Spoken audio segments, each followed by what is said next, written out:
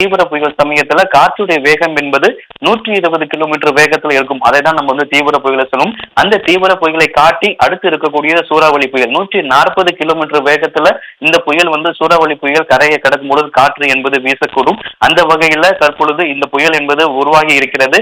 தமிழகத்தை நோக்கி வரும் பொழுது காரைக்கால் மற்றும் மகாபலிபுரம் இடையே நாளை பிற்பகலில் இது கரையை கடக்கும் பொழுது புயலாகவே கரையை கடக்குமா அல்லது தீவிர புயலாக வலுப்பெறுமா இல்லைன்னா சூறாவளி புயலாக வலுப்பெற்று கரையை கடக்குமா அப்படிங்கிறத இதனுடைய நகர்வுகளை பொறுத்து தெரிவிக்கப்படும் என தெரிவிக்கப்பட்டிருக்கிறது. தற்போதைய சூழல்ல தென்மேற்கு வங்கக்கடல்ல புயலாக உருப்பெற்றிருக்கக்கூடிய இந்த பெங்கல் புயல் என்பது தொடர்ந்து மேற்கு வடமேற்கு திசையை நோக்கி நகர்ந்து காரைக்கால் மற்றும் மகாபலிபுரம் இடையே நாளை பிற்பகல்ல கரையை கடக்கக்கூடும் எனவும் அப்போது மணிக்கு 90 கிலோமீட்டர் வேகத்தில் காற்று வீசக்கூடும் என தெரிவிக்கப்பட்டிருக்கிறது. இதன் காரணமாக சென்னை உள்ளிட்ட வட கடலோர மாவட்டங்கள்ல இன்று மாலையிலிருந்தே கனமழை பெய்யக்கூடும் அப்படிங்கிற அறிவிப்பையும் வானிலை ஆய்வு மையம் தெரிவித்திருக்கிறார்கள்.